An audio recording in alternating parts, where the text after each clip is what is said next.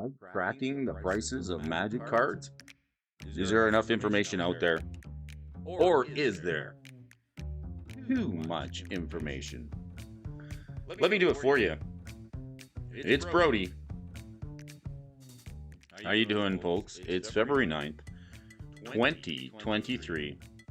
You're here with me, and we're about to be the greatest show on earth. Tell me about it. Who we got in the house here this morning? Michael Superbacker. Thanks for joining us here today. We got coffee going. It's Thursday. Mr. DJ Long hair here in the house today. Morning, folks. How you doing today? It's Brody here. February 9th. I was going to be hanging out with you folks just past the hour here today. Got some interesting articles for you folks to cover here over at on the stock desk. I do have got some interesting reads, some reading material for you folks here today. Love it.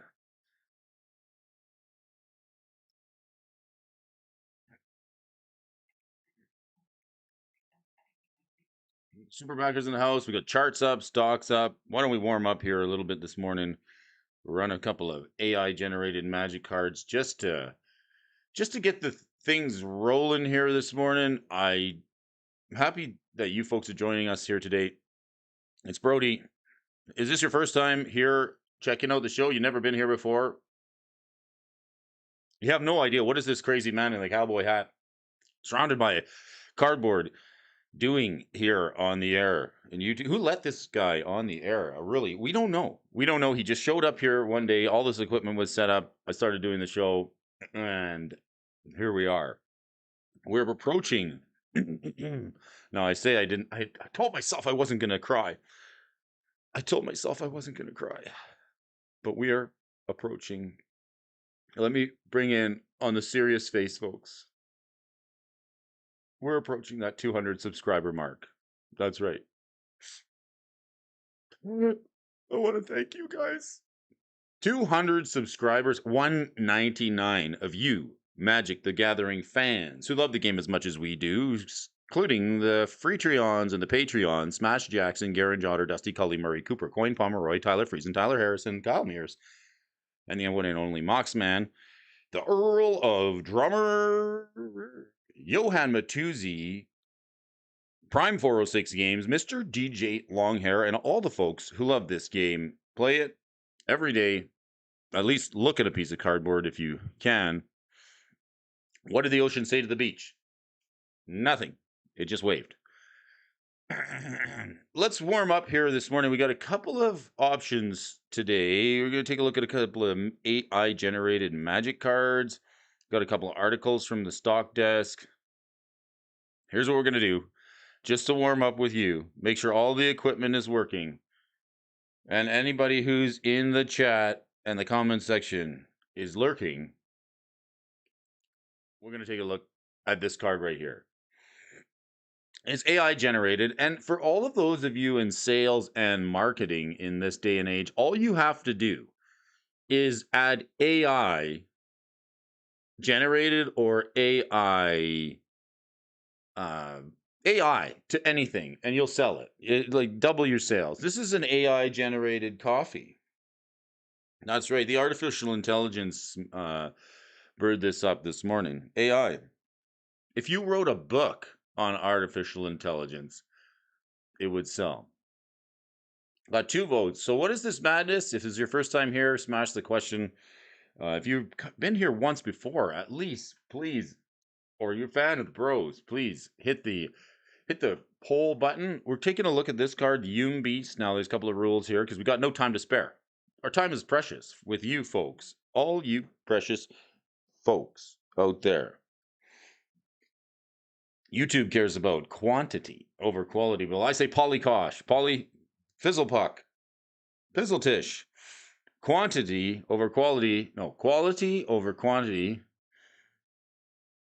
So our time is valuable here. There's no time for messing around. If there's any gibberish on the card, we fail it right now. Boom, gone. Get it out of here. But of course, if it's playable in any wayable, and you guys sayable, we'll pass it. If it's something that could go into a deck, if it's good in just about any format, it might. We'll see. We'll see. Let's check a look at this Yoom Beast. Yoom Beast. Hey, Yoom Beast. 1 red and 4. Partner with Sinshu Scowls Your Clicked Spy Chat Curtis Unitive.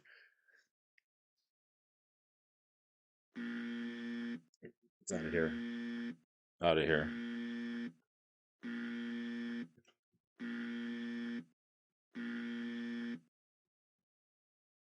A lot of red buzzers on that one. Repeat and repeat. Walked into a bar. We can't accept this card. It's got too much gibberish on the card for this human warrior ally. Get it out of here. 5/3. No one cares. Human beast. Moving right along. Here's a card we can get behind. Here's a swamp. I'm willing to say, like, one day it'll move up. These are some big, tall trees, and then the flowers and the seas. I like it. I think we can give this one a pass. I'm going to hit the like button on it just because 22 other folks have also liked it. If you're watching on Rumble or on Twitch, the Twitch machine running here this morning, I appreciate you folks for watching. Anybody, including Chevy Hutchinson, thank you. And Twiddler's Plays, thank you for joining the channel. Hit the notification bell, the brotification bell, the thumbs up, the thumbs down, the thumbs sideways, the I'll watch again, the subscribe button, and the notification bell all in one shot. You can do it. Baleful Dragon. This is another Kithkin Artificer. I don't know why it's a Kithkin Dragon. Kithkins are not usually in black, but I think this isn't going to look optimistic either here, folks. What do we got? The Baleful Dragon's 3 black and 6. Kithkin Artificer. It's flying 4/5. At least this it's a dragon, but it's Kithkin type. I'm gonna hold out on the sip of coffee here until we get a good one. Good morning, Michael Superbacker.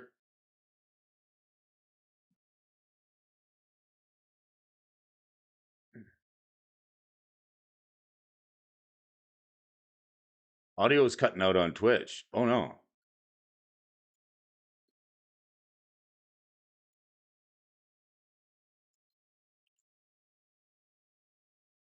Mr. DJ, before we get started, can you let me know? Give me a second here. Let me see if I can write this. Let me know if we're doing any better. Is that better? Have I gotten rid of the echo? Hey, Brody, you got an echo. Thanks, DJ. Man, I can't hear myself. Do we still have the echo, DJ? Please let me know. I'm just, might be getting some feedback there. Microphone, webcam, all these levels. Audio issues this morning, Brody. Hey, Twiddler.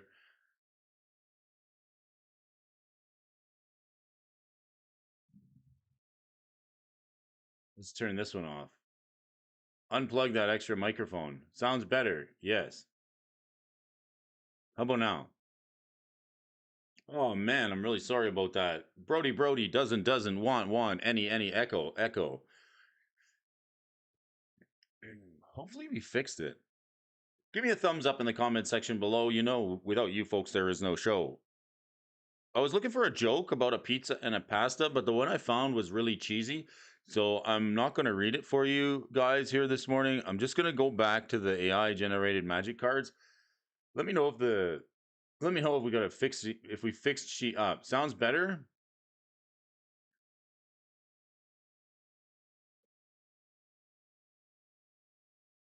Appreciate the feedback. No pun intended. Baleful Dragon, can we talk about it? Why not? Coach is in the house. Oh yeah. Thanks for smashing that button. And the man, you know, I'll tell you, I can't appreciate you enough. I'd just be sitting here echoing away in my. Okay, let's look at this Baleful Dragon. Whenever you put 1 or more counters on a creature you control. If Baleful Dragon's in your graveyard from anywhere, you may have Baleful Dragon deal 4 damage to you. Ooh.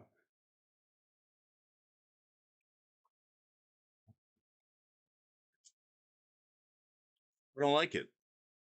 Whenever you put one or more counters on a creature control, if Baleful Dragon is in your graveyard from anywhere, you may have Baleful Dragon deal 4 damage to you. It's like it's using this like run-on sentences from Magic cards and just piecing them all together. We can't stand for this. We can't abide. We won't tolerate it. Not here on this show. No way. We're moving on. Dust in my eyes deceive me, sharpshooter Brody. If you check this out, we got ourselves some Horsty Sear Agret.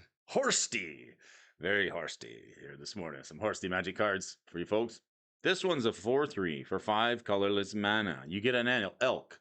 So that elk creature token that everybody's been talking about, we finally got the card. Look at it. She's a beauty. It's a 72 point. It looks like it's covered in psychedelic purple and orange and green paint. As Horsty Sear Agret enters the battlefield, choose a color. At the beginning of combat on your turn, Horsty Steel Agret gains phasing until end of turn. Destroy Horsty Steel Sear Agret at the beginning of the next cleanup step. This seems really bad. Dual Brains in the house. He's lurking like a gherkin. I just haven't got back to you. I owe you a reply. Let me get back to you now. I haven't ordered the cards. I haven't ordered any cards. I've been so busy. I haven't ordered the things. I feel like that's relevant to share. I got to get back to you. I'll shoot you a text message here. Maybe I should just order those things. If you don't know what I'm talking about, the Dual Brains doing some epic packs over at his channel, and I would advise checking it out. I may be participating in some way, shape, or form with that. I just gotta get some more time to get on over to Card Kingdom, order something special. We gotta do some art. We're looking at this Horsty Sear Agret. Are you feeling horsty? I'm not so happy about the phasing until end of turn, because I think if it gets phasing, it just phases out, doesn't it? And then like at the beginning of the cleanup step, you gotta sack it. What a waste of 5 mana. This thing sucks. Let's go. Fail it, move on. Sorry, Sear Agret. Horsty. The name is awesome. The art is awesome. I love the flavor on it. The power and toughness stats, not too bad. You know, it would have been better if it said like enters the battlefield, choose a color when it, combat step. Maybe it gains hexproof from the color of your choice until end of turn. I don't know. Brings us back to this Rasas Crown. Uh-oh.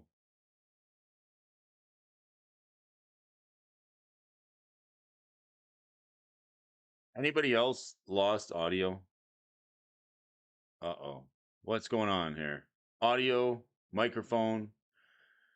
Levels say they're good, but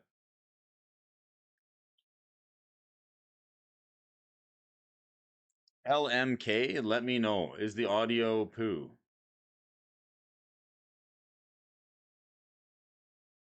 Sometimes I got the microphone gets hijacked, and like trying to stream over on Twitch, multi-streaming, and if you're watching us on Rumble, leave me a comment over there. I know there's 8 of you folks watching over on Rumble.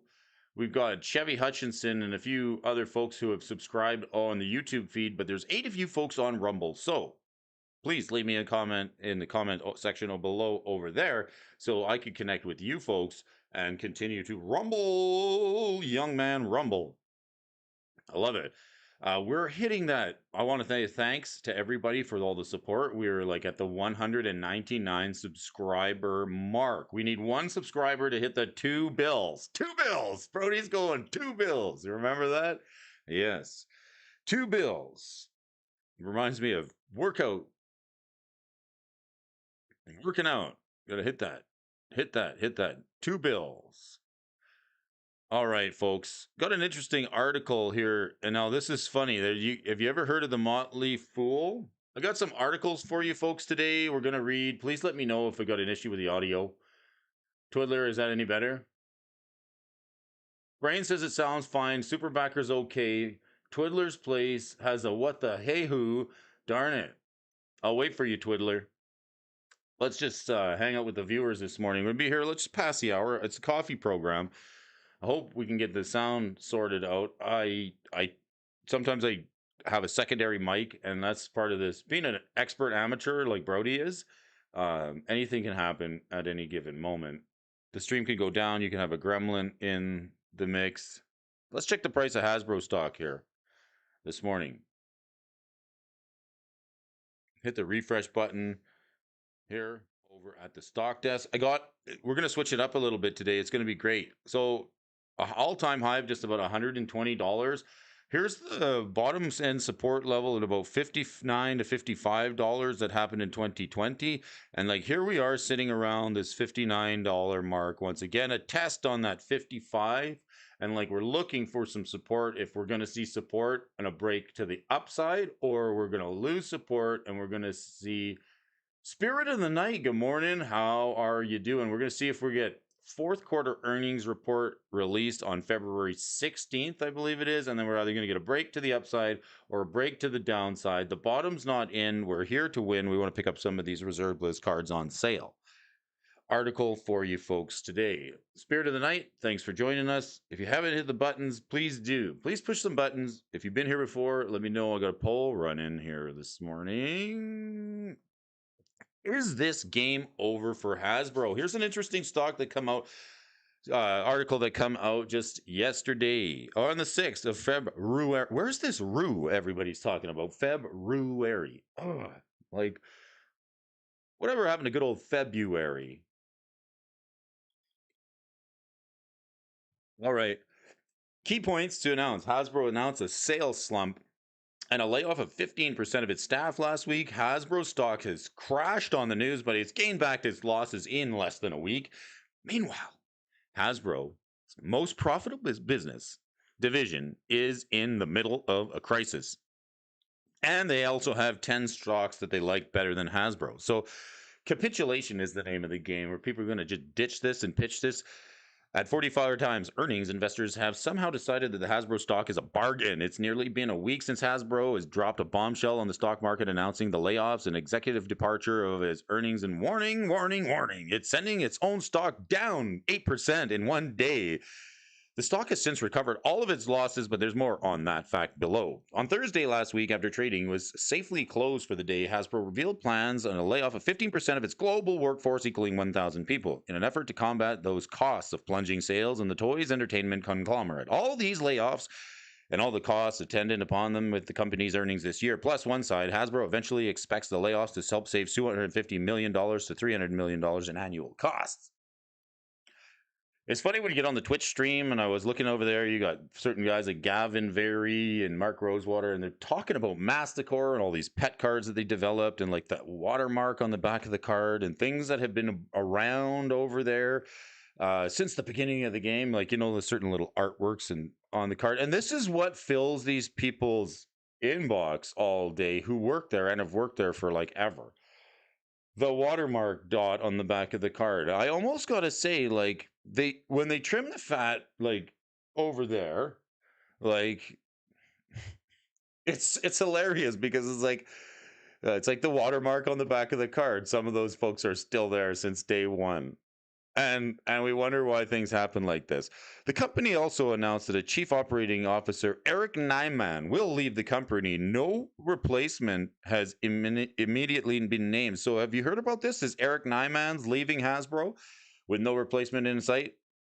And so facto, this down trending price is in the support level at about the $58 to $59 mark that we have staked our claim. Here, Brody is here on the hill waiting We want to see what's going on. The earnings warning. How badly is business going for Hasbro? Well, there's good news and bad news, and then there's some more bad news later on. But this good news is that Hasbro still, at least in the fourth quarter of 2022, they're reportedly enjoying strong growth in the Wizards Group digital gaming Hasbro Pulse and their licensing business. It's bad news that Hasbro's customer products businesses have underperformed in the fourth quarter. This all coming from the CEO and former Wizards of the Coast boss, Chris Cox. Speaking about lurking for the Gherkin Arliss, good morning. Jobs for me and not for thee. And then the ones that keep their job, they're on Twitter right now, and all they do is talk about the watermark on the back of the card and the thing that bothered them the most about the back of the Magic card. Right? Wow. Let's not talk about the elephant in the room. Interesting. And one of the things that one of the chatters, like the people brought up, commenters, was like, there's a TM on the back of a Magic card right next to, I'm going to see if I can show you this here, folks, this morning. On the back of the Magic card, right under the gathering, you see there's a TM, and it's funny because if you haven't noticed it before, you may be just noticing it now. There's that TM on the next side of the gathering. Look at the size of the T next to the M. Okay? It's skinnier than the M. So that's what these folks over at Hasbro are talking about on Twitter every day. While all this is happening, they got nothing better to do than discuss the back of the Magic card and how it's been that way for years. All right. Quarter four sales will be out on February 16th, and they're going to be down 70% over the year by 1.7 billion. That's right. You had it here, folks. $1 billion. $1 billion. We'll report on an opening loss and a net loss anywhere from 93 cents to $1 a share. And a word to the wise, Hasbro will report an adjusted non-GAAP profit despite the net loss, but the non-GAAP number, no matter how big the headline it receives, won't count the cost of Hasbro's layoff changes in earnings. In other earnings news, quarter four will be finally reported to Hasbro's fiscal year. The company will also report its full fiscal 2022 results in 2 weeks. Those who will be down 9% of the year at $5.9 billion. What's more, both operating and net profits will be positive. Hasbro will earn somewhere between 1.4 and 1.46 for the year. Sounds pretty good, except that it makes quarter four's result look even worse in comparison when they have a good year and then it's like the worst of the bad year. The good news and the rest of the bad news too. The beatings will continue until morale improves over at the stock desk. That's right. Let's keep going. They're exercising the wrong path. What about the Pringles? They don't mind what they see, right? No, they don't. They don't pay attention to the curling. Step in and complete the foil roller lines.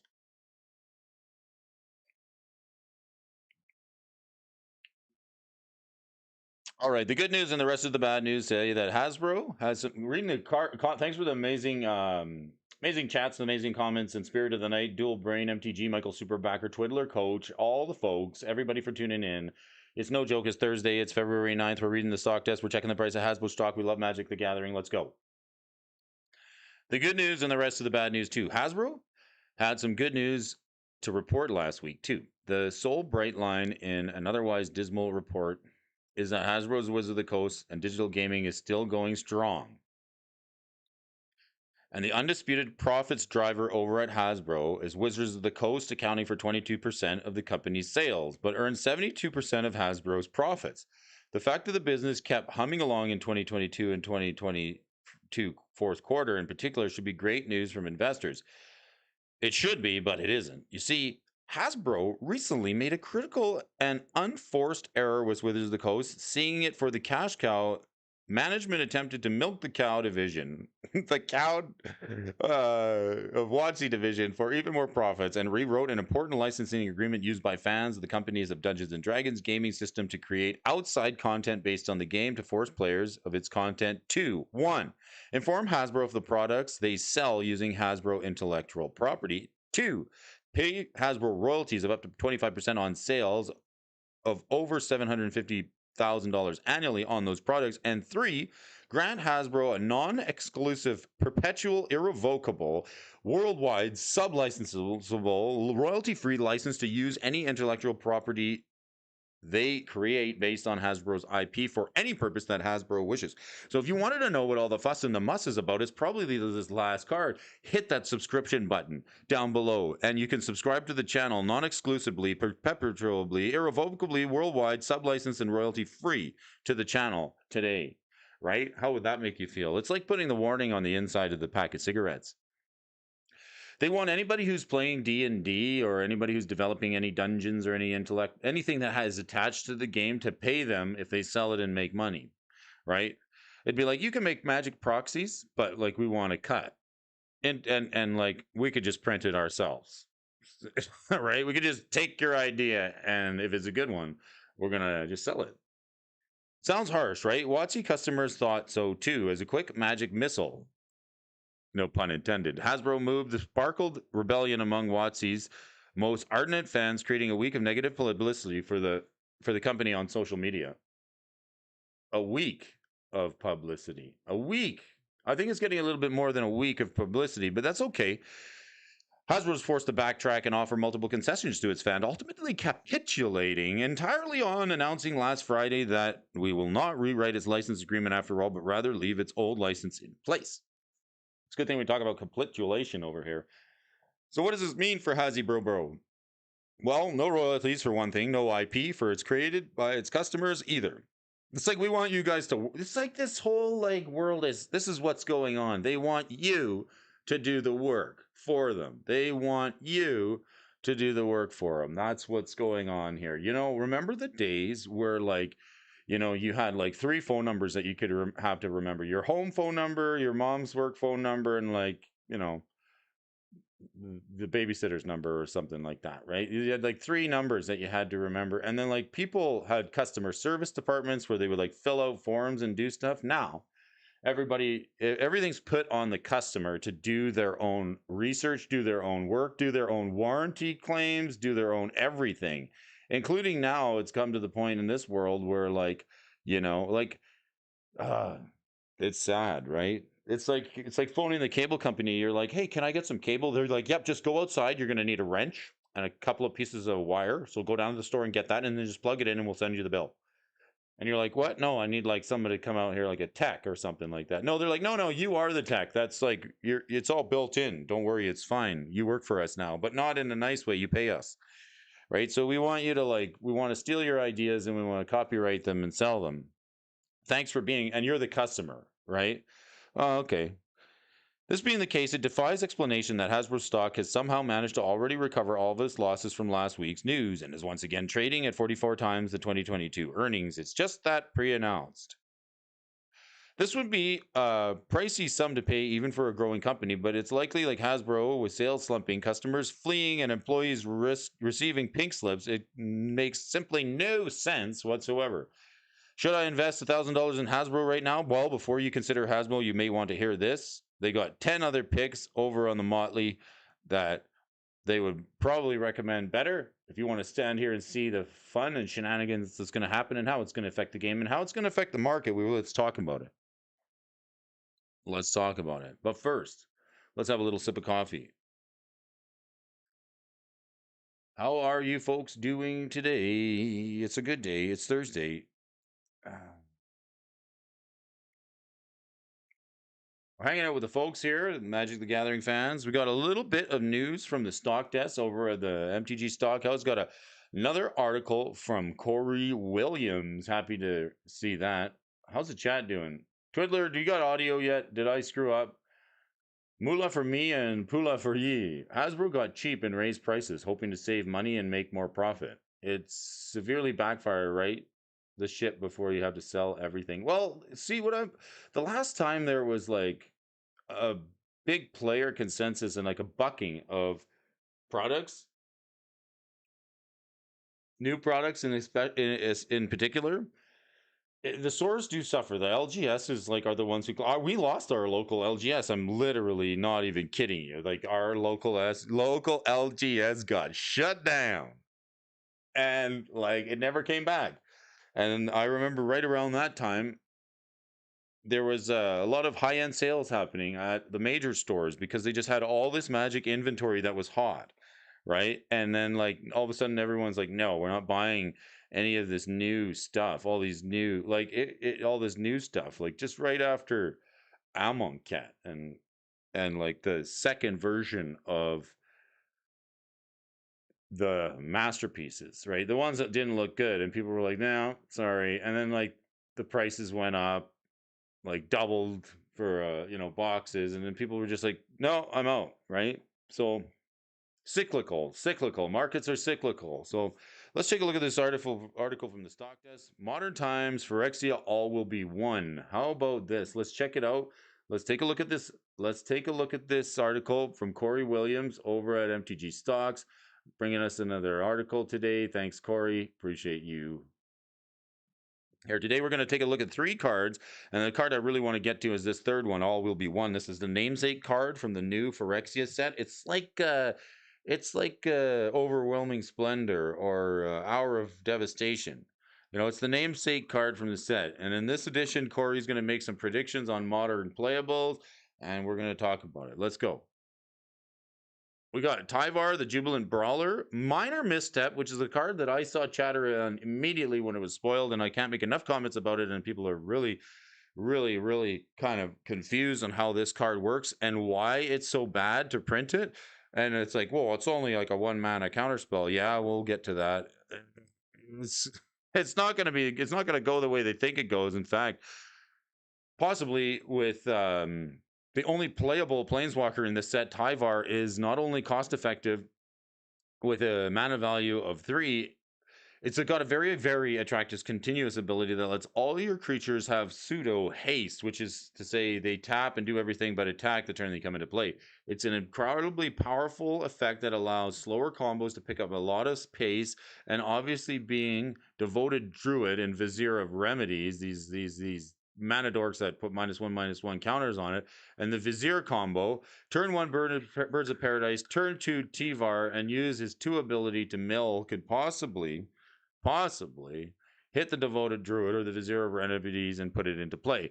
Play the other combo piece on turn 3, and now you got infinite mana at your disposal. The Vizier of Remedies and Devoted Druid combo just got even better with Tyvar, the Jubilant Brawler. It's one of the most ways to capitalize on Tyvar. Tyvar. Using the abilities of Dothy, the Voidwalker, and Noble Hierarch to turn they come into play. Dothy? He's cool. I've seen a guy playing Magic Mike was playing him in Legacy. Legacy Rogues. Another incredibly undervalued treasure to discuss is that Tyvar's -2 ability allows you to target any 2-mana value creature in your graveyard and reanimate it, not just the 3 cards you mill, allowing you to capitalize on solid enter the battlefield triggers from Stoneforward Mystic to Snapcaster Mage and everything in between. Ultimately, Tyvar has a lot of potential and makes a lot of places in Modern, ranging from the Jund style decks to Death Shadow and Yawgmoth style. It even just got generic elf tribal. So you may activate abilities of creatures you control as though these creatures had haste. They can't attack, but they can tap. You can make mana faster and all these other things. So it's 3 mana to get that going on into your collection. It seems like a lot of fun. This Planeswalker is sitting at around the $6 or $7 mark right now, but the disparity between Tyvar's average and the market price is noticeable. Given its uncertainty and the low supply of 1 cards in the marketplace, make no mistake, Tyvar will see some form of modern play. It's just a matter of which deck. And the writing of this article, Tyvar seems to be sitting comfortably at around $4, making the acquisition of a playset relatively inexpensive. While it is reasonable to believe that it might stay at that price point, the upside potential is substantial. So I wouldn't be surprised to see it climb in the future. Disclaimer, I have not bought any Phyrexia All Will Be One. So like for new sets, I used to buy a couple boxes, and if it was good, I'd buy a case. But now lately, the approach has been like a pre-release kit, and that's it. This is no exception. This set is something that I'm not exactly sold on, just because of the fact that it's got so much power in there that it's likely some cards are going to get banned. So I'm hoping that we can just sit back and sort of see what happens. A lot of people opening it, and I hear a lot of reactions videos and see a lot of reactions on social media, people reacting positive to the set, saying it's a lot of fun. And FYI, tonight maybe we'll talk about it over on the round table. Mr. DJ Longhair here has given us the link. Thank you, sir. Thank you very much. MTG Gaming Bod. Sorry I'm late. Real Dookie Show. Missed you this AM. No, you're not. You're not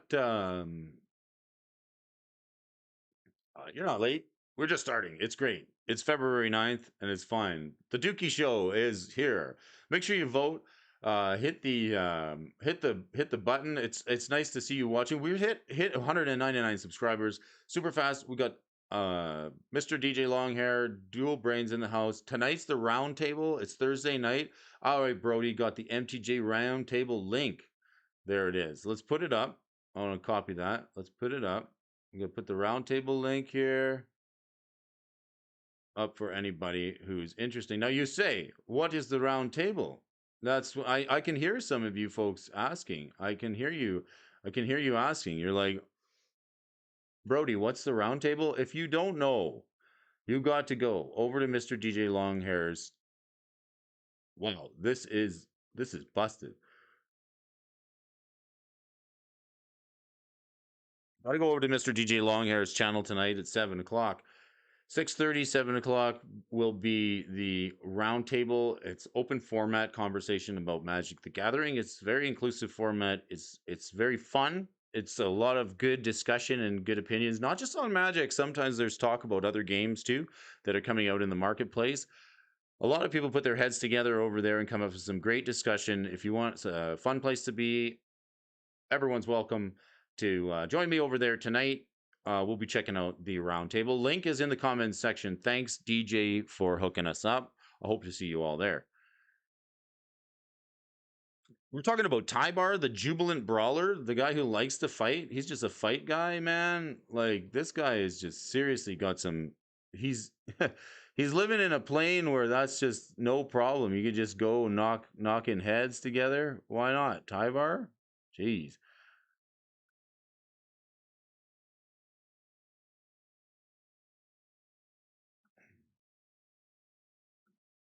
Give me a second. Let me see if I can get this link up. Having a little bit wondering why.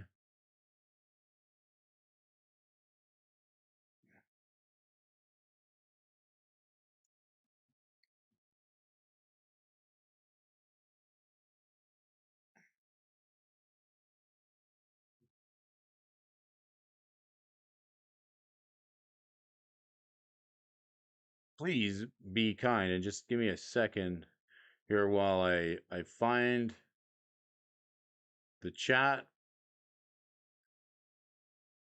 There's always something going on in the live stream. It's like a chat box is out of scale, or you never can tell. Goes to say you never can tell.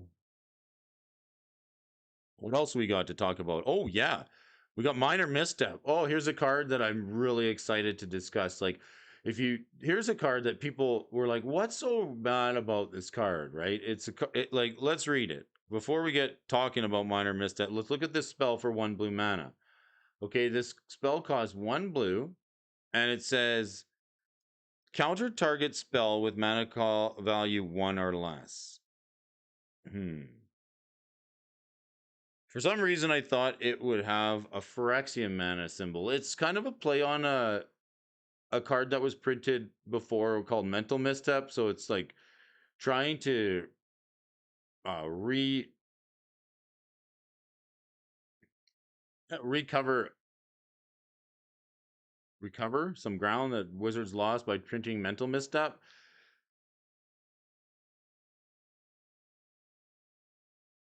Let's have a look at this card.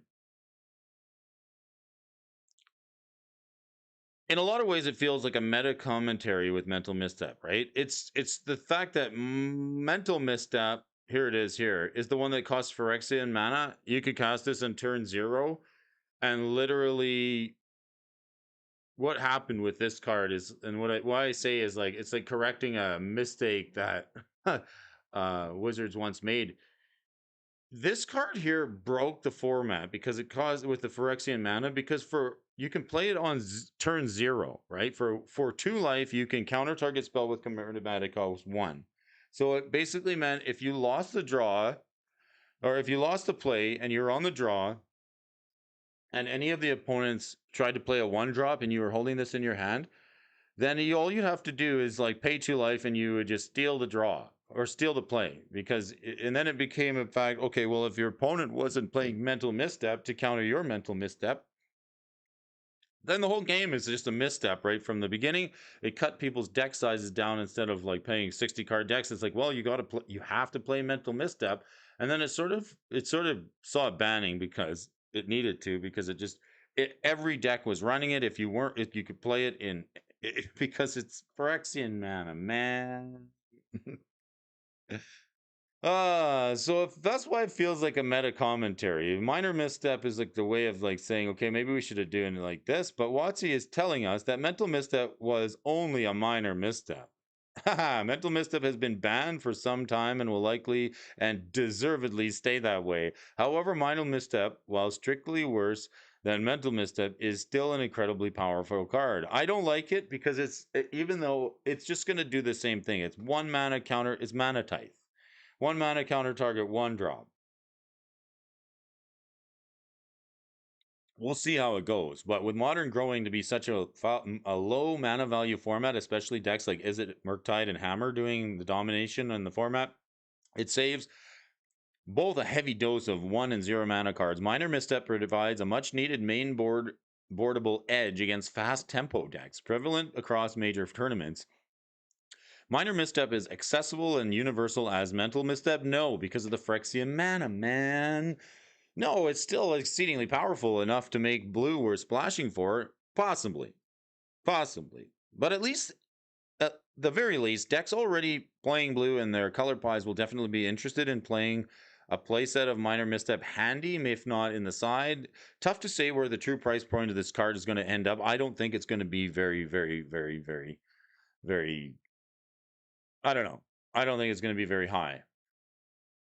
It's a $2 to $3 card with foils around $6. This is one of those cards where I would feel comfortable speculating that it'll continue to accrue value, as it almost always certainly finds place in the format. $6 for foils is also a steal right now. This card that could very realistically hit $4 to $5 in each non-foil, so pick up a playset while it's cheap. I'm not buying it. No, ain't doing it. I'd rather buy Preordain, or I'd rather buy Fact or Fiction. No. It's an uncommon. You can open it easy enough. I might get one in my pre-release kit. But like I say, I'm not buying any of this Phyrexia All Will Be One, not until we see what's going to get banned. It is quite possible. Minor seems to be trending down. Here's another card that I just really want to cover, and this is the one we're going to get to. Check it out. Oh, I'm going to have a little sip of coffee. If you're just joining us, do you like Magic the Gathering? Do you like checking the prices of Magic cards? Well, let me do it for you. We're here every morning, Monday through Friday, with the amazing fans of you, fans you 199 subscribers who are hanging out with us here on the channel, and 8 of you watching on Rumble. Appreciate you folks.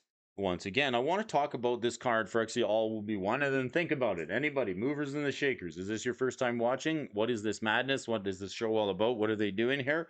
Brody's the guy who gets up and he looks at the movers and the shakers list and reads these Magic articles every day. I'm doing it anyway. If you find there's too much white noise out there, just want another opinion or a set of opinions, you want to discuss it in the comment section below, you can always hang out here. Let's take a look at this card. What did the hot dog vendor say? What did the Buddhist say to the hot dog vendor? Make me one with everything. Just like this card, all will be one. There was a very informative article written in the Weekly Winners a couple of weeks ago by Arjun. I can't say it enough. We looked at the combos with Quest for Pure Flame. If a card's going to get banned or something's going to get banned, why don't they just ban this card right now? The old Zendikar card, even with the Venerated Rot Priest, cards are getting broken. They're going to break a lot of cards here, folks. Just hold on to your horses. I'm expecting some bannings, but who knows? An older card from Zendikar that has never really found a home in any particular format was Quest for Pure Flame, and except maybe in Commander here or there, the $3 price point still looks like it's spiking considerably. The reason for this is the eponymous all will be one enchantment for brevity. Quest for Pure Flame, all will be one, and any damage source equals infinite damage. Infinite loops like this always raise eyebrows and haven't really had a place in Modern since Splinter Twin, although the format came very close with Cart Clan Ironworks, the KCI combo deck that needed a little bit more setup than Splinter Twin, but nevertheless, all will be one may be the candidate for some infinite combos. It's gonna be there. It's that being said, all will win the one's average price is $13, and it seems to be trending downward ever so slightly. This pattern always reflects the uncertainty around its potential. On the one hand, it seems very attractive to remodel 4-color enchantment decks with all will be one and Quest for Pure Flame.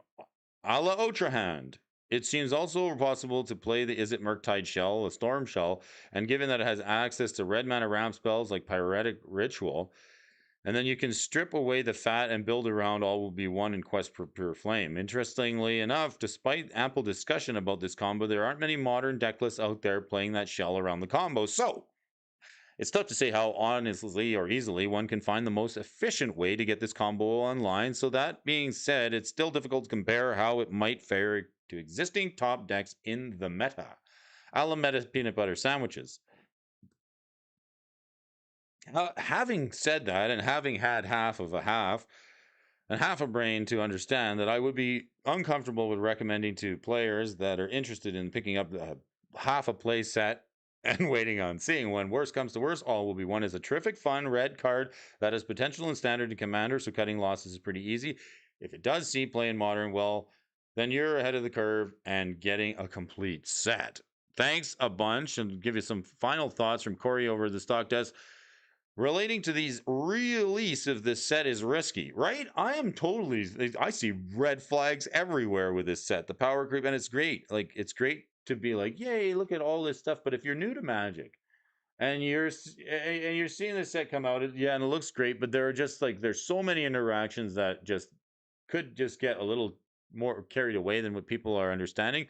So it's a little bit risky to speculate on the release of this set. And remember that the time of the release is at the point where both the supply of any given card in the set is at its lowest, while anticipated demand is at its highest. Everybody wants to get this, and they're hyping it up. They're doing a new way of hyping this up by getting it out to people, especially on streams, that are opening it before it's available in stores.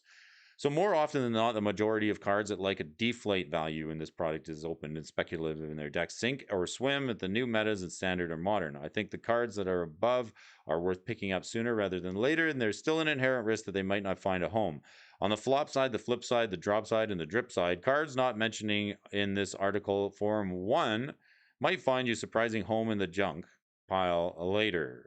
So use your best judgment and, of course, prioritize your cards you need for your deck so that you can lock them in early and get playing and play testing. Thanks, Corey Williams. Corey is a fourth-year economics PhD candidate from West Virginia University in Morgantown, West Virginia. Considers himself a macroeconomic metrician. Macroeconometrician with his research body reflecting work in applied macroeconomics, time series economics, and non-parametric economics. Corey, I think there's a lot of economics going on in Corey's life. He's a level 1 judge who started playing Magic around 8th edition, enjoys Modern Commander CEDH cube drafting. So his mentality and his approach to article writing is appreciated here because it gives a dissective and a bisective and an economective opinion for us to enjoy here over the stock desk with you, the fans of Magic the Gathering, who love the game as much as we do. Thanks, Corey. I appreciate you.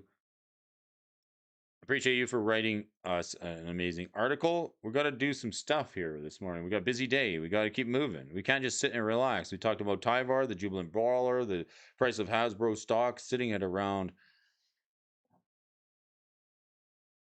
$69.37.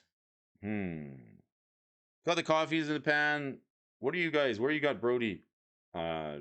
Dangling and jangling from the rearview mirror today. You got me bumper skiing. Where are you dragging Brody along with you? We're gonna run the movers and the shakers list. If you guys, anybody new here, let's check out the poll. How's our poll doing?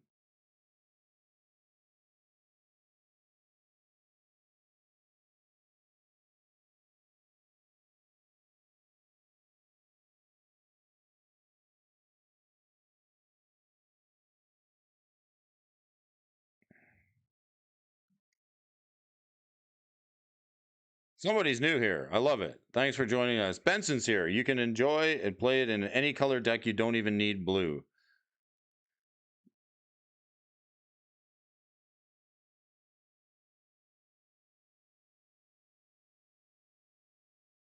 Mr. GJ wants all the versions of Araska, and we all think Tyvar is sick. I think Tyvar is sick. That's a card I definitely. It's not overpowered. Tyvar's a good enough card to pick up, right?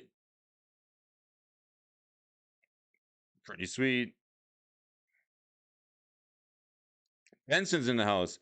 What do you think about Mirex, a land from Phyrexia? Let me take a look at Mirex, okay? Let's do it. Mirex. Mirex. Mirex. Phyrexia, all will be one. You want to take a look at it? Let's take a look. Let's look at this card right here. Mirex. Spirit of the Night. How you doing? Thanks for the comment. Appreciate you. Let's check it out. Mirex, all will be one land. Sphere. It's a sphere. Okay. All right. So far, so good.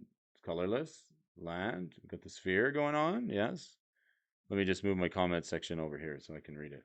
Okay, so we got the sphere. Taps for a waste or colorless. Some people call it a waste. That's sort of new for me. I call it a waste. Taps for a waste. No, taps for a colorless, right? Or a waste. You could say either one. It's fine. Tap it. Add a mana of any color activated only if Mirrex enter the battlefield this turn. Ooh, not too pretty bad. Okay, I already like it. I like it for its one. I like it. It's a rare. I like it on its one. I bet you the foil version's worth $5. Let's see here. Foil version, $1. Extended. 270 foil. Ooh, the foil version looks nice. I like this card. I haven't even read the third line of text on it. Taps for a waste, so it's good in Tron. I like it already. I mean, I'm looking at this going, it taps for a green. Like, you don't need Chromatic Star anymore. You just need this, and you can cast your Sylvan Scrying. You can cast, this is good. 3 and tap it, create a 1/1 colorless Phyrexian Might token with Toxic. This creature can't block. Players dealt damage by. I love a card. It's a good card. Ding, ding, ding. I'll give it a. I like this card. Buy low, sell high. That's my motto.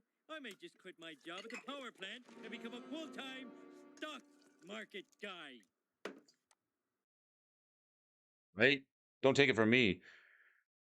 I like this card. I think it's decent. I think it could play it in Tron. Decks using it. I don't think there's any. Maybe there's no decks out yet. Unstoppable Juggernaut, Graz, Grevel, the Deflector Might deck is playing it. That's a disgusting card. Here's a card that just like, what were they thinking?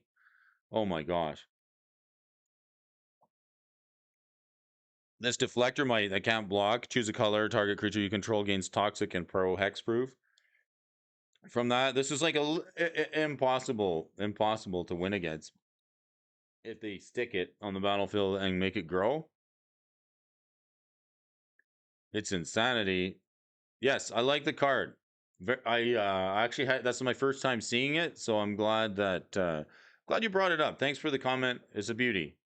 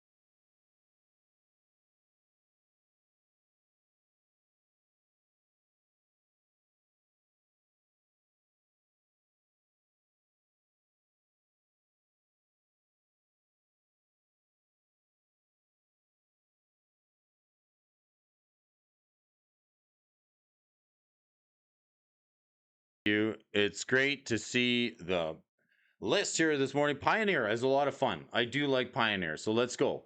Vorinclex, the monstrous raider at the top of the list here. So we're gonna see, we're gonna see cards in around the $24 to $62 price range here on this list. Pretty interesting.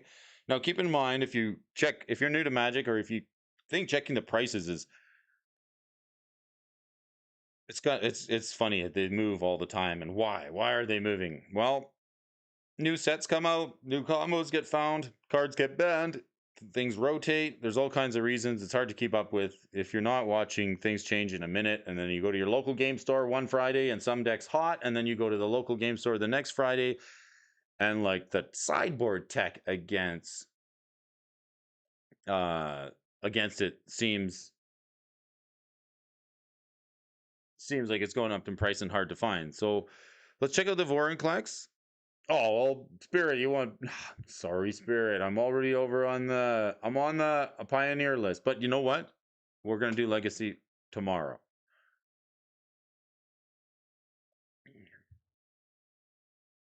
I promise you, this is gonna be a lot of fun. We got more Vorinclex. Okay, let's peek at the Legacy list. Let's take a peek.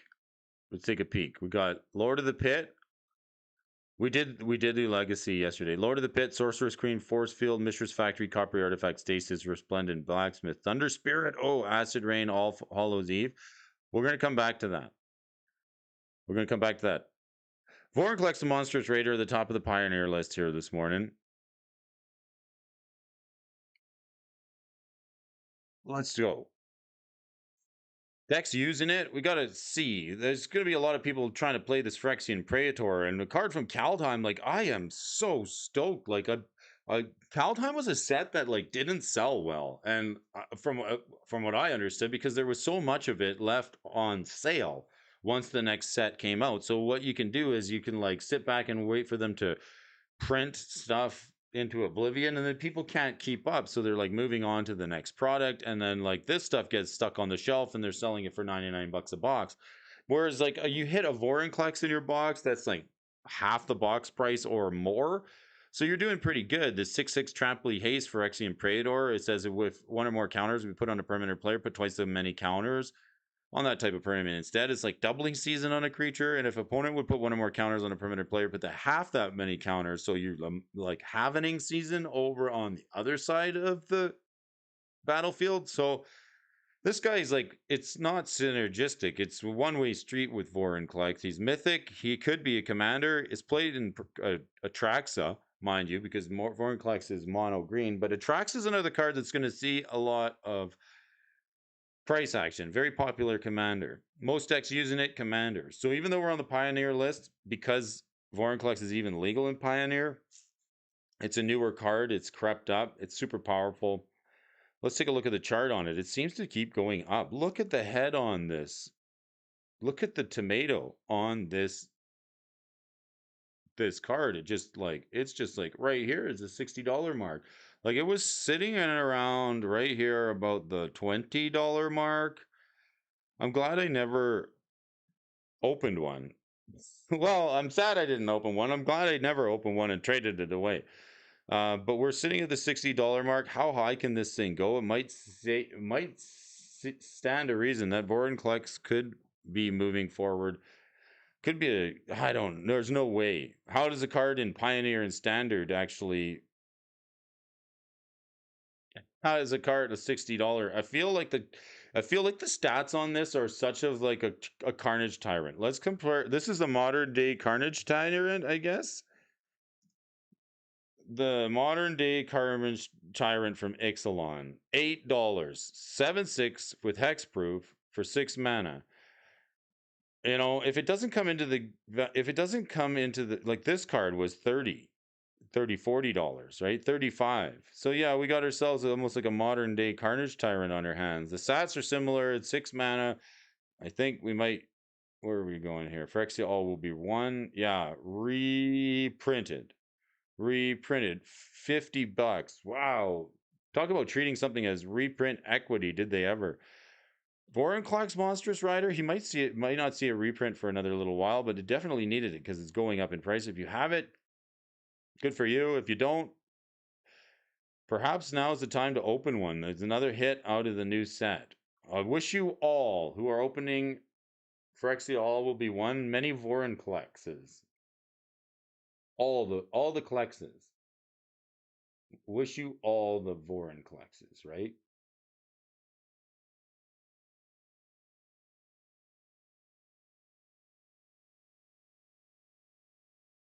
Eldon released in January 21, basically during COVID, we're in lockdown. Also, why it didn't sell well. Pretty good point.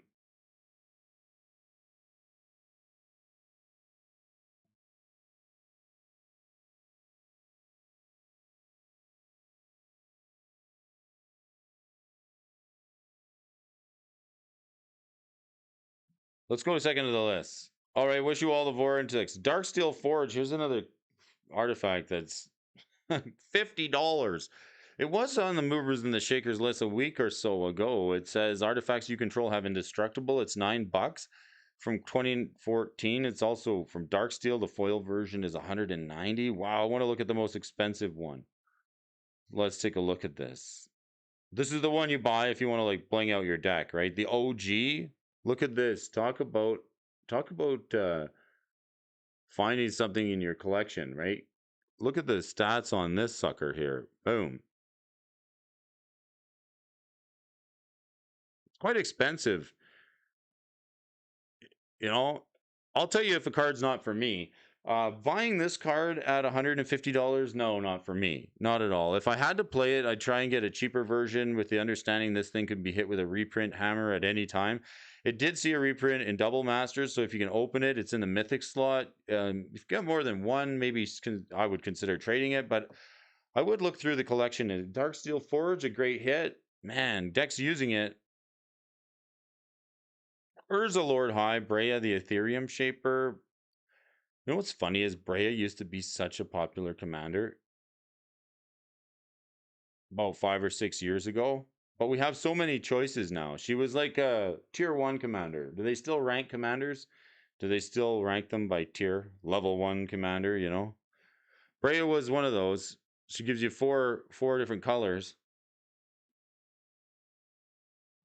Works with Thopters. Anybody playing Thopters is going to want a copy of the Darksteel Forge. Why not make your Thopters indestructible? Seems good. I guess you could play it also with the Brea's Apprentice. Goes right in the deck. That's a new card right here from Modern Horizons 2. We've also got Pia Nalar. I don't see the Nalar family in here, sadly enough, but oh, another home for Imperial Recruiter. So the Darksteel Forge is pushing its way into this deck, and its price is creeping up. It's quite expensive. It's number 2 on the list here for Pioneer. There's money in them hills when you're opening double masters. The Vorinclex, that's a really that's a really big hit. I wonder how difficult or easy. Twiddler, has anybody hit a Vorinclex in your pack openings? I hope so. Hope it's all Vorinclexes, right? What do we got here? Urbor, Tomb of Yawgmoth. What have we got here? Seeing each land is a swamp in addition to his other types. Another commander card. It's legal in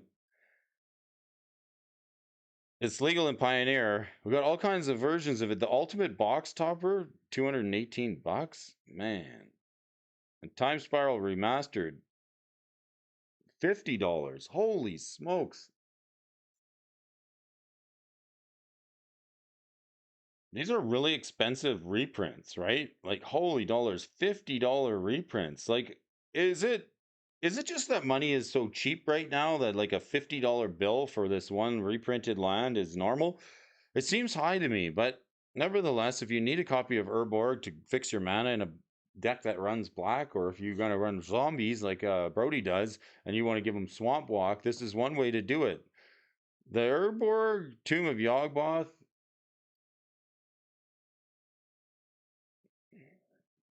It's running in Rakdos mid range. I don't see anybody else running it with zombies, but I run it with zombies.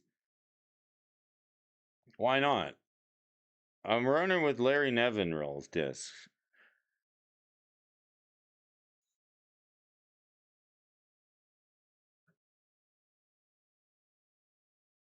Nevinral, the Urborg Tyrant, he gives you tap 2/2 zombie creatures tokens for each creature that died each turn, and then the Zombie Master. Just a straight up old school zombie master. Check it out. Other zombie creatures you control have Swamp Walk and one to regenerate it. So, like, this is what I'm doing, right? Vori. Vori was printed on the list too. I still want to showcase Vori. I know I do too. I'm not going to go pay the bucks for it. I'm going to open it. I'll sit back and wait. It'd be like Blightsteel. I'm just going to wait until I open one. It'll happen. It's fine. I don't need a Vorinclex that bad to go out and sell my dual lands or something for it. It's just new. It's new stuff. I want to get the shiny new stuff. I mean, it's like when cars were big. The new Mustang come out. You wanted to get one. I know how I see how it works. It's enticing. But Urborg, if you like zombies, this is a card for you. You can combo it with Zombie Master to give all your zombies Swamp Walk and Swamps over on your opponent's side of the board. That means it's good, but it's funny nobody's got that deck. I don't know. I play in fringy decks. Is there any other zombie decks in here? No zombie decks playing it. Pioneer, Rakdos Midrange is playing it. And Modern. Rakdos Midrange, it's a deck. Blood Tithe Harvester. Vampire. Target harvester twice the number of blood tokens you can. Oh, this is all blood tokens. Croxa. Rakdos Midrange. Man, it doesn't seem that mid-range with 3 copies of Sheoldred in the deck. Holy moly. But this is, I guess, is a mid-range deck just because it's fairly low to the ground, not too tall, not too low, and it's got, 2 and 3 drops. There's not a single, well, I guess there's the pushes, the Fatal Push and the Thoughtseize. Rakdos mid-range, playing Urborg for mana fixing, and then we come to this. Here's a card, all right. This is in Brody's buy list box, and maybe I shouldn't trade it, but the Fiery Emancipation. Let's read this card. With a card like Toll Brand in the formats, like this seems really good. It's from Core 2021. I know I got a couple of copies in it here. See, this is what I'm doing, right? I've been buy listing. If you look at the buy list videos, and this is why I haven't ordered anything from Card Kingdom, because I'm still like vetting the buy list and it changes. I got a copy of the Fiery Emancipation. Fiery Mashed Potatoes. I got the Fiery Mashed Potatoes right here, right? I got the Finale of Promise, got the Fires of Invention, all these different fires cards, right? But this is what I do. I make the buy list, right? Don't react. This is the best way. You got to set little patterns for yourself. You can't just look and be like, "Oh my god, this card's I got to get it. I'm trading in whatever." I make the buy list. I go through the list. Then I check to see how much everything's worth. I put it in the box, the garbage box. Then it sits in this box until I go see my play group with my bros. And I let them look through it. I say, is there anything you guys want out of there? Because I'm sending it into the buy list. I don't want to hear later that you're looking for one of these, because I'd rather somebody in my play group, if I'm going to get rid of a copy of Fiery Emancipation, mashed potatoes, if I'm going to get rid of my Fiery Mashed Potatoes, I want to make sure my friends aren't looking for some Fiery Mashed Potatoes.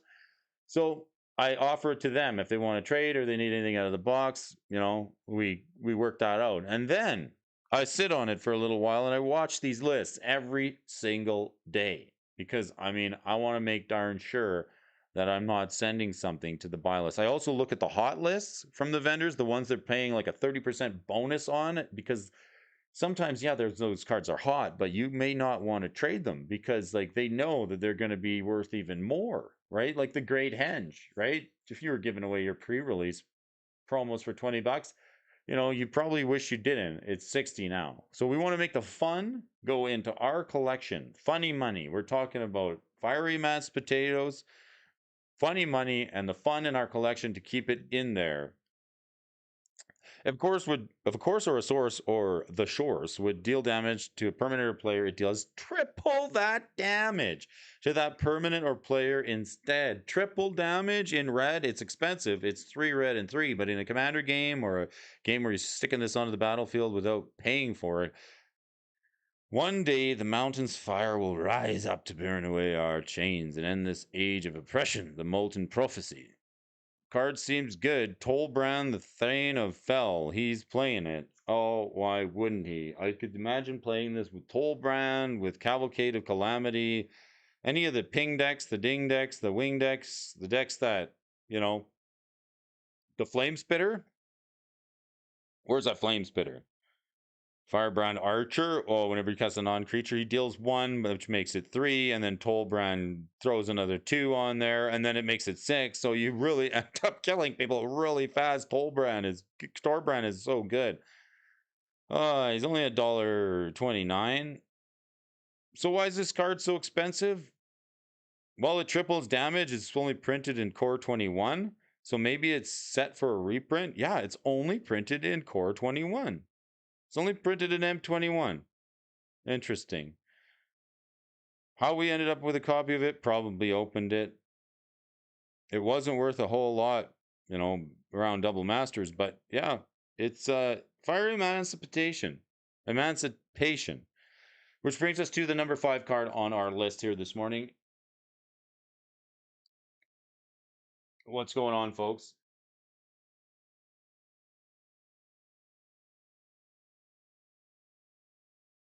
Let's take a look here.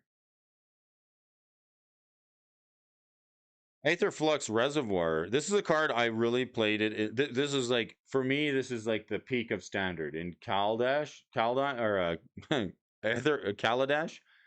Um, to me, this was like the funnest card to play with the puzzle knots and the metalwork colossus and like the things that made your artifact spells cost a little less.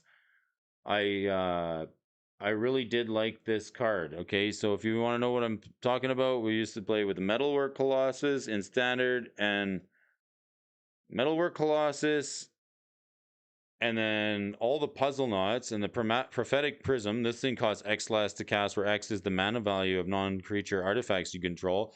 And then you got the Metal Spitter puzzle knot, and then you've got the Prophetic Prism.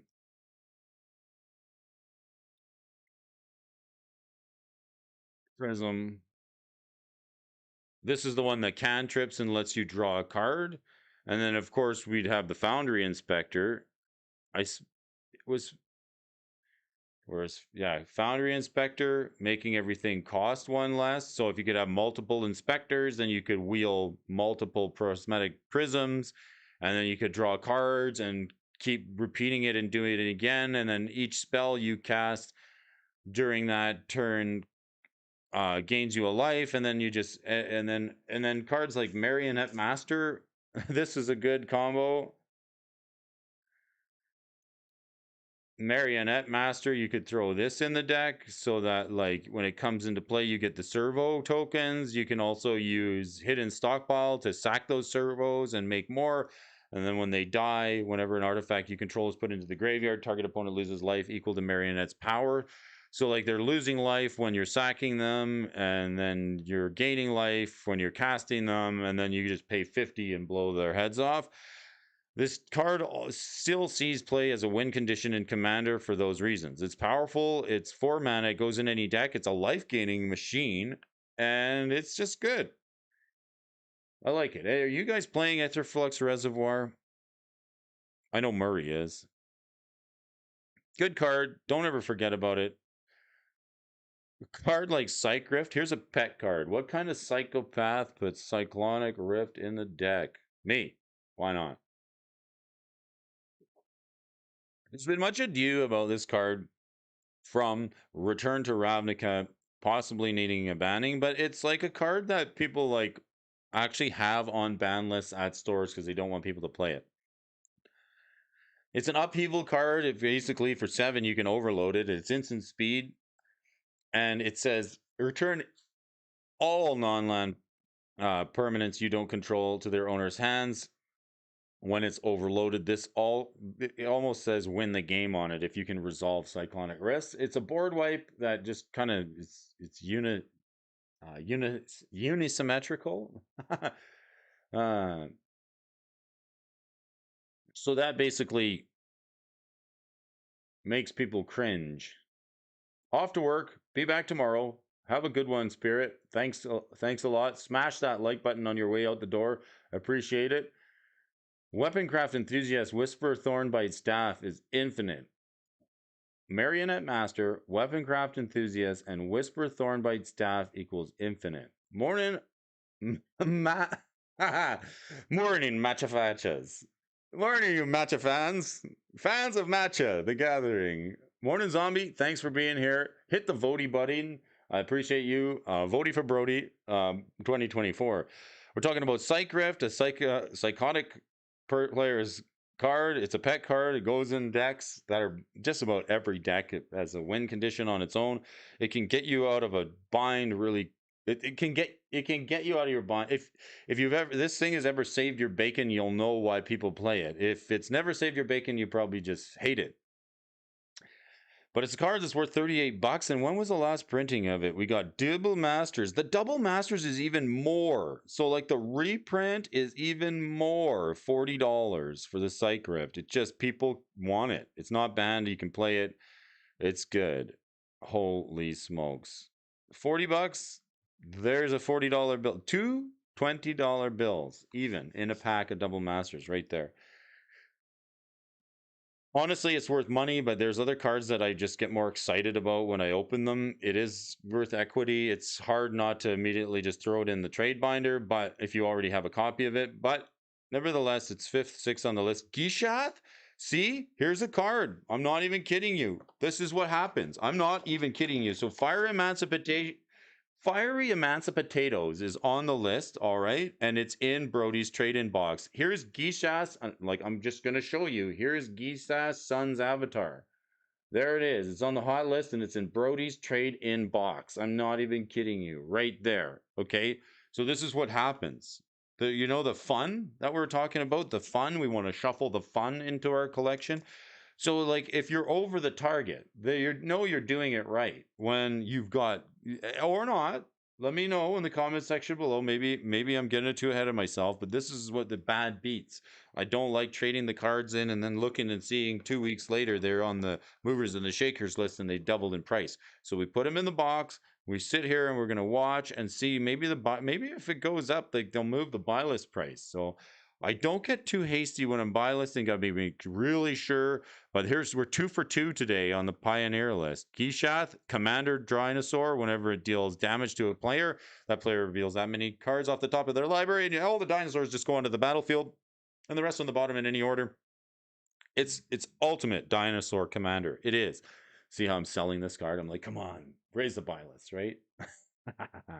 Gishath, Son's Avatar. It's played in Dino Tribal. It's also Pioneer Legal. It's an awesome card. It's in Brody's buy list. Oh, now I'm starting to get nervous. Lithoform engine. This thing's a beast. I wanted this to be so good, but alas, it wasn't as good as I had hoped. Copy target artifact or activated ability. Copy target activated ability you control. You may choose new targets. I tried to make this good, but it's like, you see, the problem with Lithoform Engine is that 6 mana ability, right? It's that 6 mana, and we've talked about it before on the show. That's why I'm not such a fan of Vorinclex. Like, I'm not willing to go and pay 62 bucks for Vorinclex because it's not good. Yeah, of you folks watching, I'll tell you right now, this card isn't good. It's like Carnage Tyrant is not good. It's not a good card, and I'll tell you why. It doesn't hold up to the test. Okay, you're like, Brody, who is this madman? Who is he talking about? It's Vorinclex. It's not good because, as a rule, as a Magic player, we have certain rules that we learn over time. It's not good because anything that costs us 6 mana or more, 6, count it, y'all, 6 mana, it should do something the turn it comes into play. Okay, this is almost good. It's not quite good because it has haste. Okay, it attacks. That's all it does. But like Carnage Tyrant is way worse, and it's 35 bucks. Like Carnage Tyrant does nothing the turn it comes into play. It says 6 mana, get a dinosaur that sits there and gets destroyed and then wait for your next turn. That's like literally what it does. If so Vorinclex doesn't do anything the turn it comes into play. For 6 mana, we want something to actually happen. We want like a triggered ability that almost wins us the game or puts us like for 6 mana, I want to be winning the game. Like Primeval Titan. Primeval Titan is good because it's 6 mana, and when it enters the battlefield, you get 2 lands. Okay, something happens. It's not like here's 6 mana and hope and pray that you get to resolve the second part of this card. That's why Lithoform Engine is not so good because it costs 4, and then the minimum activation is 2, and then you have to pay more into it to copy some spell. So what are you copying or activated ability of a triggered ability you control? Well, you can copy like any ETBs, but they still have to happen. So likely is there's an activation cost in that. So then it's 3 to copy an instant or sorcery. So you're 4 into it, and then 3 more, so 7, and then you have to pay mana to play that instant. So it just gets worse and worse the more you try and use this thing. And then you can copy a permanent on the battlefield, but that means you've paid 8 and you've already cast a permanent. I hope it's a good one that at least is worth copying. The Lithoform engine, I can't say that I hate the card. I love it. I wish it was better. I mean, it would be nice to see it a little less expensive, or we could reduce the activation costs on this by maybe like putting a power artifact on it. Then it becomes kind of good. But as it stands, Solar God's in the house. Good morning. Zombles in the house. I love zombie decks. I'm making Prime 406 is here. Pumping and dumping. We are pumping and dumping the reserve list this morning. No, we're on the pauper list here, folks. I love it. We're looking at Lithoform Engine, Acerak, the Arc Lich. I want to check this at the 5/5 3-mana zombie wizard. Oh, I might need this for the zombie deck. All right, when Acerak, the Arc Lich, enters the battlefield, if you haven't completed a Tomb of Annihilation, return it to its owner's hand and venture into the dungeon. When Acerak, the Arc Lich, attacks each opponent, you create a 2/2 zombie creature token unless that player sacks a creature. I need this for the zombie deck. Why not? It's $8.42. It looks like fun. It's a 5/5 for 3 mana. Then you get to do a so 3 mana we get to do a dungeon, right? And then 3 mana we get a 5/5 and we get all these 2/2s. So that's 6 mana, right? That's the 6 mana number, right? Like this card is good. This card is good. I like it for zombies. Zombie Wizard, it's a Mystic spot, Adventures in Forgotten Realm. It's been trending up for a little bit. What are the decks using it? Any Pioneer decks building it? Legacy, Commander, mostly Commander. Allurin? Who's playing it in Allurin? Legacy. It's playing in a Legacy. That's why it's expensive. We even want to run it. Where's this guy? Where is he? Acerak the Arclich, a one of. Okay, people want to do the dungeon. I should look up that dungeon. Tomb of Annihilation. Is there a card on it? Tomb of Annihilation. Let's see the dungeon. What does the dungeon do? Okay, you go in, Cradle of the Death God, create an Atropal legendary 4/4 God horror token with Death Touch. Well, that's not good. So that's not bad. So for 3 mana, you get a 4/4, and then you get to do the Oubliette. You get to Oublier and discard a card and sack an artifact and a creature and a land. To take the shortcut, discard a card, sack an artifact, a creature, and a land. And then each player loses a life. Or you can go the other way to Sandfall Cell. Each player loses 2 unless they sack an artifact, creature, or land. Each player loses 2 life unless they discard a card. And then Trapped Entry. It's not that great of a tomb, but you do get the 4/4. So for 3 mana, you get a 4/4. It seems okay.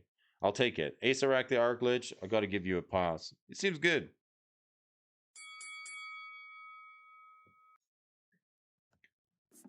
Buy low, sell high, that's my motto.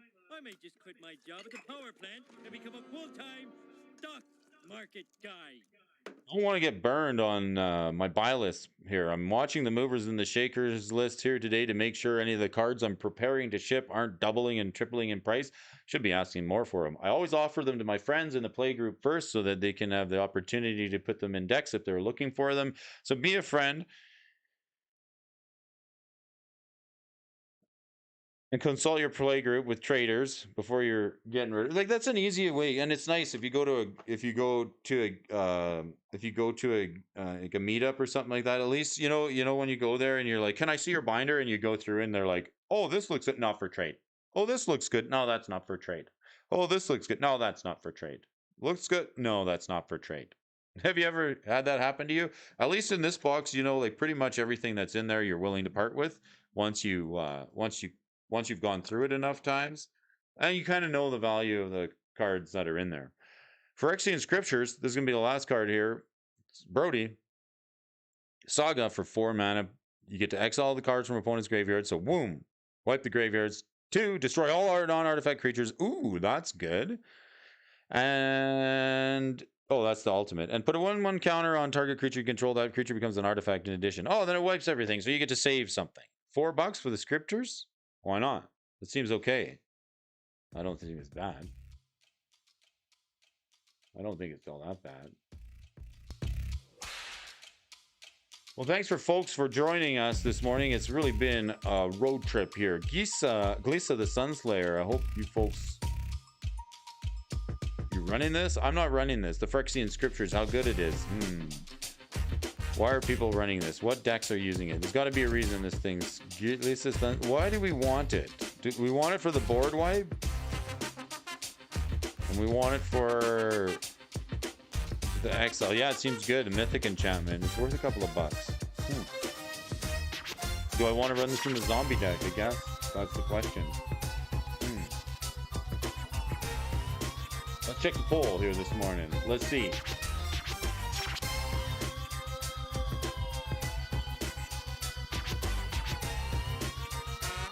Is this your first time watching?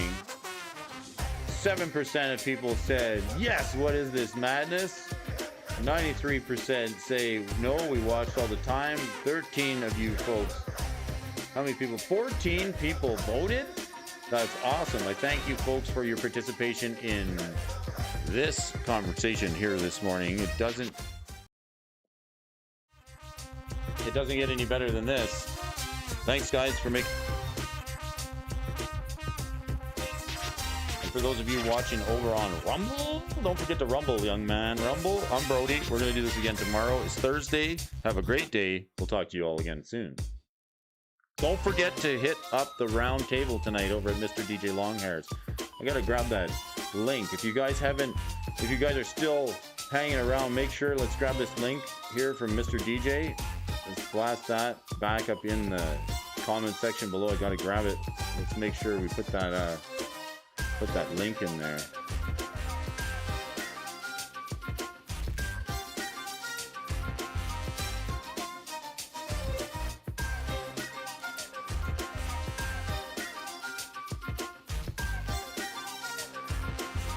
Right. Anybody seen Richie this morning? I have no idea where the Dubs man is. He's probably feeding the deers. If you haven't been over, Robert O'Brien, what up? Thanks for joining here, folks. It's my time is done. I'm turning into a pumpkin. I've gotta go. It's been the bro. Happy here, hang with you folks again this morning. We'll talk to you again soon. It'll be Friday. Don't forget, it's the MTG Roundtable tonight over at Mr. DJ Longhairs. And if you haven't gone over to the Dual Brain channel, just check out what's cooking. Better stop over there next. I'll chat you guys again tomorrow. We're gonna do it all again. Talk to you soon. Bye bye.